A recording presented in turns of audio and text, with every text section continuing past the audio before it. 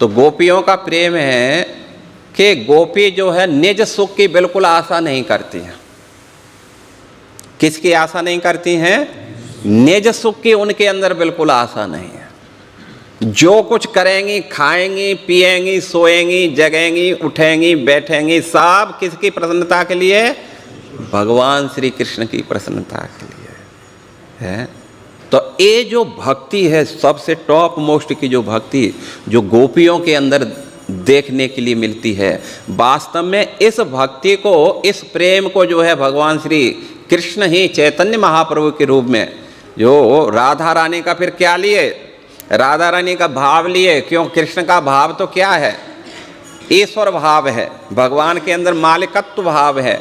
अब मालिक बनेंगे, ठीक है, मालिक बनना तो अच्छी बात है, लेकिन मालिक बनकर के साथ साथ में दास्य भाव भी उनके अंदर होना चाहिए। केवल शासन करने की ही प्रवृत्ति है तो फिर आजकल जैसा शासन होता है जो है, जब बुलडोजर चलता है तब तो जो है लोग काम करते हैं, और जैसे ढीला हुआ दूसरे की सरकार आई फिर अपना हावी हो जाते हैं, है कि नहीं? वह प्रेम नहीं है, भाव नहीं है, सेवा का भाव नहीं है। लेकिन वास्तव में जो है यहाँ देखा जाता है कि जो ब्रजवासियों का जो प्रेम है उसमें रत्ती भर भी स्वसुख की वासना नहीं है। अन्य दूसरों में जैसे हम देखते हैं कि जो है वैदिक भक्ति करेंगे, दूसरे अवतारों में वैदिक भक्ति का प्रादुर्भाव हुआ तो उसमें वैकुंठ मिला। तो उसमें क्या हुआ है कि वैकुंठ में जो है 5 प्रकार की मुक्ति वो प्राप्त कर रहे हैं। जैसे क्या नाम है, सारूप मुक्ति है, सायुज्य मुक्ति है, सालोक्य मुक्ति है, सराष्टि मुक्ति है। तो इसमें क्या होता है कि मुक्ति तो प्राप्त करते हैं, वैकुंठ में चले जाते हैं, लेकिन सेवा भाव नहीं है। क्यों सेवा भाव नहीं है? क्योंकि उन्होंने सेवा के लिए कोई प्रयास किया ही नहीं है।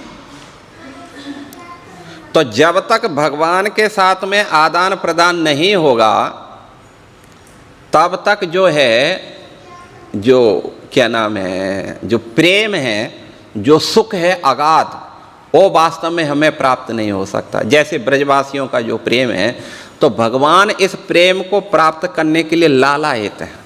क्यों प्राप्त करने के लिए लालायित हैं? इसलिए लालायित हैं, हालांकि भगवान में आनंद अनलिमिटेड है, जितना चाहिए पूरा लबालब भरा हुआ है, ठीक है ना? उनको बिल्कुल भी आनंद की बाहर से ज़रूरत है नहीं, लेकिन फिर भी ब्रजवासियों की सेवा के लिए भगवान क्या करते रहते हैं? तरसते रहते हैं, है कि नहीं? ब्रजवासियों की सेवा के लिए भगवान तरसते रहते हैं, क्योंकि ब्रजवासियों की सेवा जो है इस प्रकार की सेवा है, ब्रज गोपियों की सेवा इस प्रकार की है कि भगवान में जो आनंद अपार है, अनलिमिटेड है, असीम है, वो आनंद जैसे ही ब्रजवासियों की सेवा के सामने आता है तो वो क्या करता है? और बढ़ता ही चला जाता है, जबकि उसमें बिल्कुल भी बढ़ने की गुंजाइश नहीं है। लेकिन फिर भी ब्रजवासियों के जो प्रेम है, गोपियों का जो प्रेम है, जब भगवान श्री कृष्ण हैं उस प्रेम का आस्वादन करते हैं तो और उनका जो है आनंद बढ़ता जाता है। आप लोग ऐसे समझ सकते हैं कि इसको जो है उन्नत उज्ज्वल रस, जैसे यहाँ बताया गया है, तो उन्नत उज्ज्वल रस क्या है? जिसमें अपने सुख की वासना रत्ती भर भी नहीं है, एक जरा भी नहीं है। तो प्रश्न उठता है कि भाई गोपियाँ तो खा रही हैं, पी रही हैं, सो रही हैं, खूब श्रृंगार कर रही हैं, क्यों कर रही हैं? तो इसलिए कर रही हैं कि कृष्ण इसको देख करके प्रसन्न होते हैं। तो बात एक बताते हैं कैसे जो है ब्रजवासियों के अंदर स्वसुख की वो नहीं है। तो आप सभी जानते हैं वैसे इस कथा को, जब भगवान श्री कृष्ण द्वारका में थे तो उस समय जो है क्या नाम है, उन्होंने गोपियों का जो प्रेम है उसको संसार में सबसे टॉप मोस्ट स्थापित करने के लिए भगवान ने एक ड्रामा किया। और क्या किया? उन्होंने सर दर्द का बहाना बना करके और जो है लेट गए। और उसी समय नारद जी का आगमन हुआ। तो नारद जी ने देखा, प्रभु क्या बात आज भाई हैं आप लेटे हुए हैं? बोला नारद जी बहुत सर दर्द हो रहा है। तो सर दर्द हो रहा है तो भाई कोई है, यहाँ तो इतने सारे आजकल तो केमिस्ट हैं, जहाँ भी चले जाओ जगह जगह केमिस्ट भरे पड़े हैं, क्योंकि उनको मालूम है रोगियों की तो कमी है नहीं है, तो इसलिए कहीं से भी टेबलेट ला सकते हैं। क्या सर दर्द है ना? बोला हाँ। तो बोला अभी लेके देते हैं मेडिसिन। बोला अरे ये मेडिसिन काम नहीं करेगी। तो कौन सी मेडिसिन काम करेगी? एलोपैथिक, आयुर्वेदिक? आयुर्वेदिक। बोला वो भी नहीं। बोला होम्योपैथिक? बोला वो भी नहीं। अरे तो कौन सी मेडिसिन काम करेगी? तो उन्होंने बताया मेडिसिन तो वो भी बहुत जगह है, तो फिर कौन सी है? तो बोला ये मेडिसिन है कि कोई अपने चरण की धूली देगा, है मेरा कोई शुद्ध भक्त चरण धूली देगा तो उसको लगाने से बस फट से नहीं खत्म हो जाएगा। और एक काम तो आप भी कर सकते हैं नारद जी। नारद ने कहा अरे प्रभु कैसी बात करते हैं, मैं आपका भक्त जो है आपको चरण धूली दूंगा तो कहाँ जाना पड़ेगा मुझे? अरे यमराज के लिए 28 भी कम पड़ जाएंगे और 29वां बनाना पड़ेगा नरक है, मैं तो नहीं कर सकता ऐसा। अच्छा तो फिर ऐसा करो हमारी पटरानियों को, रानियों को पूछ लो, हाँ वो दे सकती हैं। तो रुक्मिणी जी से कहा, तो रुक्मिणी ने भी अपने हाथ उठा दिए। नारद जी आप कैसी मजाक करते हैं, अरे भला हैं अपने चरण की धूली देंगे तो हमें कहाँ गिरना पड़ेगा, किस नरक में सड़ना पड़ेगा? ये तो असंभव वाली बात है।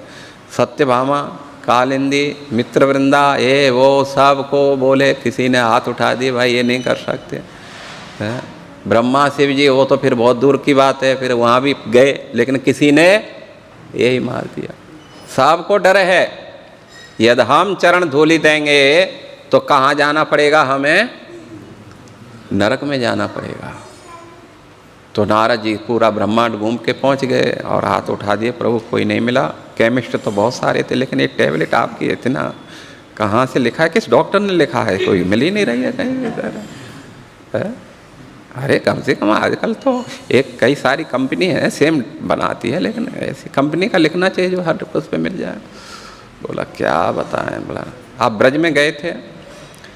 अरे वो गांव की वार है ना वो, भला क्या, अरे इतने सारे है, क्या नाम, सत्यलोक में गया और जो है क्या नाम है आपका शिवलोक में गया और स्वर्ग लोक में गया, जहाँ जहाँ भी मैंने भक्तों की लिस्ट पढ़ी थी सब जगह घूमा मैं एड्रेस लेकर के, लेकिन सब ने हाथ उठा दिया। अच्छा तो ब्रज में भी एक बार जब सब जगह गए तो एक बार ब्रज में भी चले जाओ, क्या दिक्कत क्या है, हो सकता है मिल जाए, कभी कभी होता है। बड़ी बड़ी टैबलेट उनसे कुछ नहीं होता है, चूरन चटनी से बहुत कुछ अच्छा हो जाता है। होता है कि नहीं होता है? देखा है, कम से कम वहीं से चूरन चटनी मिल जाए तो देख लो कम से कम। बोला ठीक है आप बोलते हैं लेकिन उम्मीद नहीं लगती। बोला हाँ बात तो सही है। तो फिर नारद जी जो है वृंदावन में आए और गोपियाँ इस बात को जानती हैं कि नारद जी आते हैं तो भगवान का मैसेज भगवान के पास से होके आते हैं, अवश्य ही कुछ उनको संवाद लेके आए होंगे। और जैसे ही गोपियों ने देखा सब इकट्ठी हो गई घेर के, ये समाचार फाट सुनाई पूरे गोकुल में फैल गया। इकट्ठी होकर के पूछी नारद जी बताओ हमारे प्रभु कैसे हैं? बोला सब ठीक ठाक है, थोड़ी सी समस्या है। बोला समस्या है, वो क्या समस्या है? बोला सर दर्द है। सर दर्द है? अरे तो कहीं दवा नहीं मिली इतना दूर, कहीं इतना दूर आ रहे हैं, कहीं दवा देना चाहिए। बोला दवा तो दिया, मिला ही नहीं कहीं भी, किसी केमिस्ट वाले पे नहीं है, सबने बोल दिया ये कंपनी है ही नहीं हमारे पास में। तो कहाँ क्या दवाई हमें बताओ यहाँ मिल सकती है? बोला मिल तो सकती है। बोला क्या है? बोला बहुत खतरनाक दवा है, पर बोला बताओ तो सही क्या खतरनाक है? तो उन्होंने कहा कि यदि चरण धूली देंगे आप, इसको हम भगवान के सर में लगाएंगे तो फिर उनका दर्द खत्म होगा। उन्होंने अपना सर ठोका, लो ये छोटी सी बात के लिए इतना ड्रामा? अरे पहले बोल देते फटक सुनाई थे, कितना चरण धूली चाहिए, कुछ लाए हैं बोरा बोरा जितना चाहिए उतना ले लो। बोला गोपियों तुम पागल तो नहीं हो गई हो इसलिए तुम काम की गवारन है, सोचती नहीं कुछ नहीं बस। अरे तुम किसके लिए चरण धूली देने के लिए जा रहे हैं? जानती है ना तो किसके लिए दे रहे हैं? भगवान हैं, उनको चरण धूली देंगी तो कहाँ सड़ना पड़ेगा, किस नरक में सड़ना पड़ेगा। गोपियों ने कहा नारद जी हमें किस नरक में सड़ना पड़ेगा इसकी हमें चिंता नहीं है, हमें एक ही चिंता है हमारे प्रभु का सर दर्द बंद होना चाहिए। बस इसके अलावा हम किसी भी नरक में जाने के लिए हम तैयार हैं, उसकी आप चिंता मत करो। और जो है बोरा भरो और ला दो और फट से नहीं जाओ बिना टाइम वेस्ट किए, और जितना चाहिए उतना लगाओ उनके लिए। और गोपियाँ जमुना में घुसी और खूब पैर भिंजा भिंजा करके और रेती में ले लेकर के नारद जी जितना चाहिए जरा लो। नारद जी भी आश्चर्य हो गए और लेकर के आए, फिर भगवान को दिया। भगवान दर्द क्या था, भगवान तो गोपियों के उस सेवा को, उस प्रेम को, क्यों भगवान गोपियों के बंधन में है, क्यों उनको जो है इस प्रकार लायक करते हैं इस ब्रज भक्ति को, इसलिए लायक करते हैं कि उन्नत उज्ज्वल रस, ये जो रस है ये ब्रह्मांड में कहीं है नहीं, तीनों लोकों में कहीं नहीं है, समझे ना। तो इसलिए भगवान श्री कृष्ण ही इस उपहार को हमें देने के लिए आए हैं